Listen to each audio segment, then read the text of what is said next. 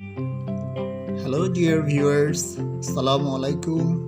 Welcome to my new video class. This is Muhammad Saiful Islam, lecturer, Department of English, Chatkil Kamil Madrasa. Today we are going to learn about prepositions.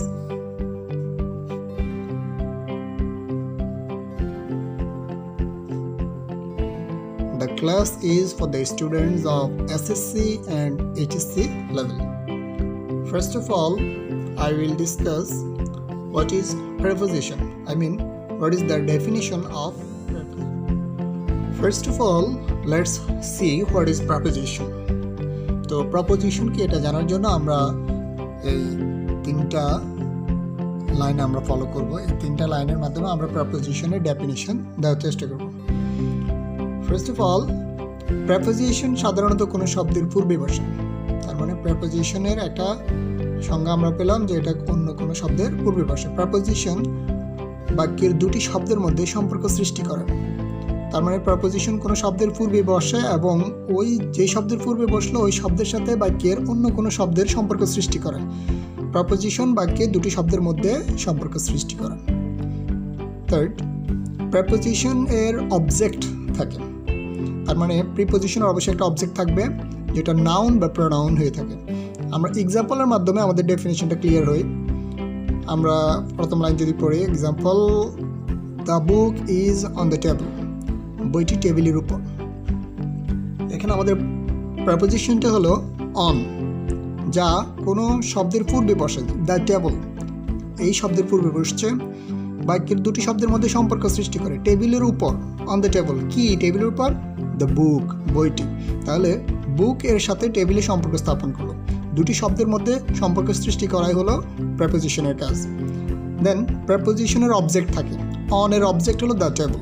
তার মানে হলো আমাদের তিনটা line, যে তিন লাইনের মাধ্যমে আমরা প্রেপোজিশনের সংজ্ঞা দিলাম সেটা হলো প্রেপোজিশন সাধারণত কোনো শব্দের পূর্বে বসে এবং ওই শব্দের সাথে বাক্যস্থিত অন্য কোনো শব্দের সম্পর্ক সৃষ্টি করে এবং প্রপোজিশনের একটা অবজেক্ট থাকে যা কোনো নাউন বা প্রোনাউন। যেমন পরের লাইনটা পড়ি আমরা, হি বট এ পেন ফর মি, সে আমার জন্য একটা কলম কিনলো। ফর হলো প্রিপোজিশন, যার অবজেক্ট হলো মি, যে একটা pronoun. Okay, for me. Okay, আর এই মি এর সাথে প্যানের সম্পর্ক স্থাপন করলো ফর প্রিপোজিশন। মনে রাখবে, আমরা প্রিপোজিশনের পর যে প্রোনাউন ব্যবহার করবো সেটা সবসময় অবজেক্টিভ ফর্ম বসবে। আই এর object me. Now can you tell me how many prepositions are there in English? ইংরেজিতে টোটাল কয়টা প্রিপোজিশন আছে? Yes, there are 150 prepositions in English. Total 150 preposition in English. But যদি 150টা প্রিপোজিশন আছে, সবগুলো preposition কিন্তু আসলে মোস্ট ইউজড না। অর্থাৎ আমাদের এতগুলো প্রিপোজিশনের ব্যবহার তেমন শিখতে হয় না, আমাদের অল্প কিছু প্রিপোজিশনের ব্যবহার শিখলেই চলে। অর্থাৎ আমরা যদি 15 থেকে 20টা প্রিপোজিশন আমরা শিখি যেগুলো মোস্ট কমনলি ইউজড প্রিপোজিশন, তাহলে আমরা মোটামুটি আমাদের যে এক্সামিনেশনের যে প্রবলেমগুলো আসে সেগুলো সলভ করতে পারবো। তাহলে প্রিপোজিশনের সংখ্যা অনেক বেশি হলেও, 150টা হলেও 15 থেকে 20টা প্রিপোজিশনের ব্যবহার শিখে কিন্তু আমরা আমাদের সমস্যার 90% বা 95% আমরা সলভ করতে পারবো ইনশাআল্লাহ। এখন আমরা দেখব ইউজ অফ প্রিপোজিশন, অর্থাৎ প্রিপোজিশনের ব্যবহার। প্রিপোজিশন আসলে দু রকম ব্যবহার আছে, একটা হলো জেনারেল ইউজ অফ প্রিপোজিশন আর একটা হলো অ্যাপ্রোপ্রিয়েট ইউজ অফ প্রিপোজিশন। তো জেনারেল ইউজ অফ প্রিপোজিশন হলো প্রিপোজিশনের কিছু সাধারণ ব্যবহার, আর অ্যাপ্রোপ্রিয়েট প্রিপোজিশন মানে হলো কোনো নির্দিষ্ট শব্দের সাথে কোনো নির্দিষ্ট প্রিপোজিশনের ব্যবহার। আসলে জেনারেল ইউজ অফ প্রিপোজিশনও আমাদের অ্যাপ্রোপ্রিয়েট প্রিপোজিশন। তবু আমরা কিছু ওয়ার্ডকে আমরা আলাদা করে নিয়েছি যেগুলোর সাথে আমরা প্রায় দেখি যে একটা নির্দিষ্ট প্রিপোজিশন বসে, যেগুলোকে আমরা বলি appropriate preposition. For example, number 1, general use of preposition. Example, he lives in Dhaka, সে ঢাকায় বাস করে। এখানে ইন ঢাকা, ঢাকা শব্দের আগে ইন বসলো, যেখানে জেনারেল ইউজ হলো কোনো স্থানের পূর্বে বা বড় স্থানের পূর্বে ইন বসে। আর অ্যাপ্রোপ্রিয়েট প্রিপোজিশন নাম্বার 2, যেটা আমরা এক্সাম্পল লিখলাম avoid by, believe in, cope with. এখানে আসলে বিষয়টা হলো অ্যাভয়েডের পরে সবসময় বাই বসে। অ্যাভয়েড বাই শব্দের অর্থ হলো মেনে চলা, আর অর্থটাও নির্দিষ্ট। বিলিভ ইন অর্থ বিশ্বাস করা, কোপ উইথ কোনো কিছু সামাল দেওয়া। এভাবে কোনো নির্দিষ্ট শব্দের পরে নির্দিষ্ট প্রিপোজিশনের ব্যবহারকে আমরা বলি অ্যাপ্রোপ্রিয়েট প্রিপোজিশন। এই স্লাইড থেকে আমরা শিখব use of some common prepositions. কিছু কমনলি ইউজড প্রিপোজিশন, আমরা আগে বলছিলাম আমাদের 15 থেকে 20টা প্রিপোজিশন আছে যেগুলো মোস্ট কমনলি ইউজড। এরকম কিছু প্রিপোজিশনের আমরা কিছু ব্যবহার এই স্লাইড থেকে শিখব। যেমন এই শব্দগুলো খেয়াল করো, এখানে এই ছবিতে অনেকগুলো প্রিপোজিশন আছে বা প্রিপোজিশনের ব্যবহার দেখানো হয়েছে, এবং সবগুলো প্রিপোজিশন আমরা এগুলোকে ক্লারিফাই করতে বা ক্লাসিফাই করতে পারি এভাবে যে অর্থাৎ প্লেস অনুসারে কোনো প্রিপোজিশনের বা কোনো বস্তুর অবস্থান অনুসারে প্রিপোজিশনের ব্যবহার। এখানে প্রত্যেকটা ছবিতে দুটা বস্তু আছে, খেয়াল করো, একটা বল আর একটা বক্স। এই বল আর বক্স, আমরা জানি যে প্রিপোজিশনের কাজ হলো দুটা শব্দের মধ্যে সম্পর্ক সৃষ্টি করা। আমাদের বল এবং বক্স দুটো শব্দ, এদের মধ্যে কী ধরনের সম্পর্ক আছে সেটা দেখাবো আমরা প্রিপোজিশনের মাধ্যমে। ওকে, ফার্স্ট পিকচারটা খেয়াল করো, বলটা বক্সের ভেতরে বা মধ্যে আছে, আর কোনো কিছুর ভেতরে বা মধ্যে বোঝাতে ইন বসে, ইন দ্য বক্স। এই জন্য আমরা বলবো যে দ্য বল, বলটি বক্সের ভেতরে, ইন মানে ভেতরে, মধ্যে, ইন দ্য বক্স।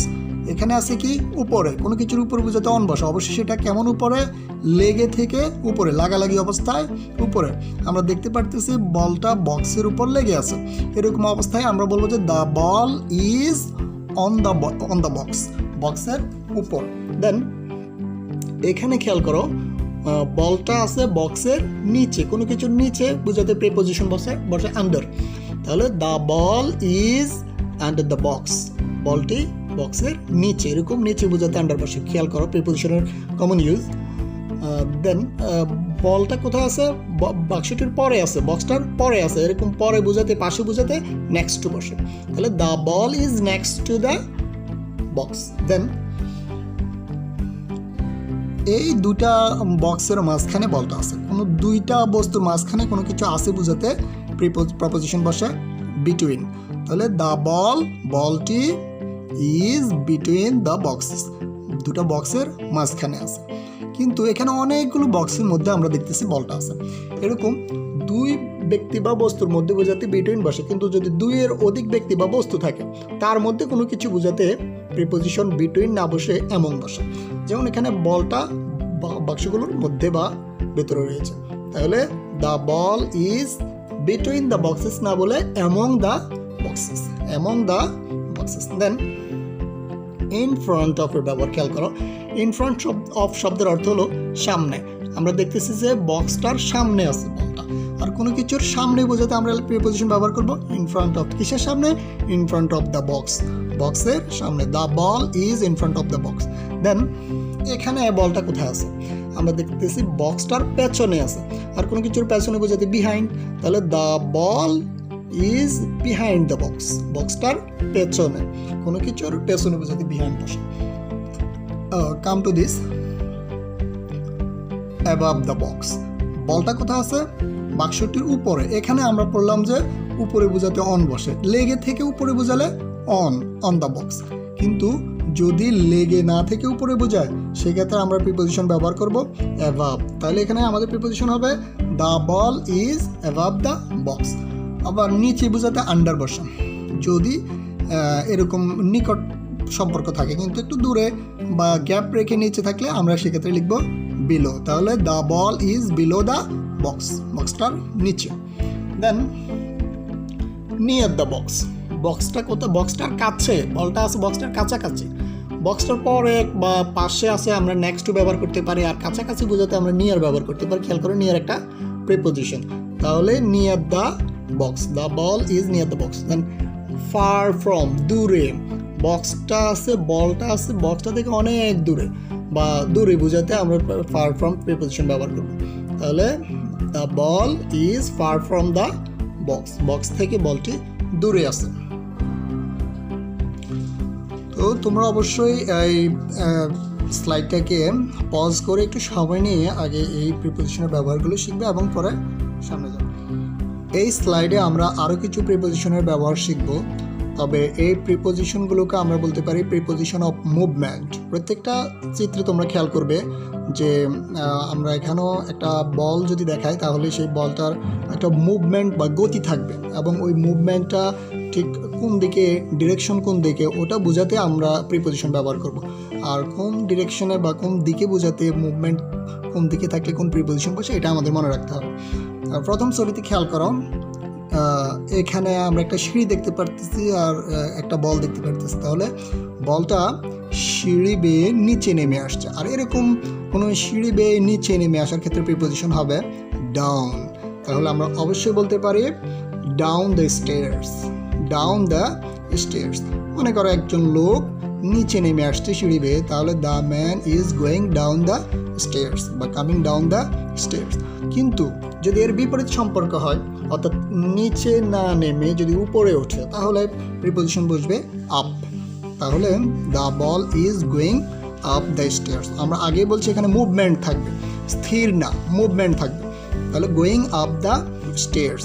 দেন পরের ছবিতে আমরা দেখতেছি যে বলটা বক্স থেকে বাইরে আসছে, এরকম কোনো কিছুর মধ্য থেকে বাইরে বোঝাতে আমাদের প্রিপোজিশন হবে আউট অফ। তাহলে the ball is going out of the box. On the contrary খেয়াল করো, এখানে বক্সটার মধ্যে বলটা ছিল না, বাইরে থেকে আসছে। আমাদের এই অ্যারো চিহ্নটা যদি আমরা খেয়াল করি, তাহলে এরকম বাহির থেকে কোনো কিছুর মধ্যে যদি কোনো কিছু আসে, তাহলে সেক্ষেত্রে বসবে ইনটু। আমরা সাধারণত একজন শিক্ষককে দিয়ে ক্লাসের সাথে তুলনা করি যে শিক্ষক ক্লাসে প্রবেশ করলো, the teacher entered into the class. এরকম বলটা বক্সের মধ্যে রাখা হলো, the ball was kept into the box. আর যদি বাহিরে হয়, the teacher going out of the class, এরকম বসবে। পরের ছবিটা আমরা খেয়াল করি, টুয়ার্ড শব্দের অর্থ হলো দিকে, কোনো কিছুর দিকে বোঝাতে আমরা সাধারণত টুয়ার্ড ব্যবহার করি। আমাদের এখানে অ্যারো চিহ্নটা দিয়ে বোঝানো হচ্ছে যে বলটা বক্সের দিকে ইঙ্গিত করতেছে, এরকম কোনো কিছুর দিকে ইঙ্গিত করতে আমরা ব্যবহার করবে টুয়ার্ড। তাহলে টুয়ার্ড দ্য বক্স। আবার এখানে বলটা বক্সের কাছেই ছিল, সেখান থেকে অন্যদিকে দূরে বোঝাতে আমরা অ্যাওয়ে ব্যবহার করবো। তাহলে away from the box, away from দূরে, away from the box. Past এবং ওভার খেয়াল করো, আগে পাস্ট আমরা বলি পাস্ট দ্য বক্স।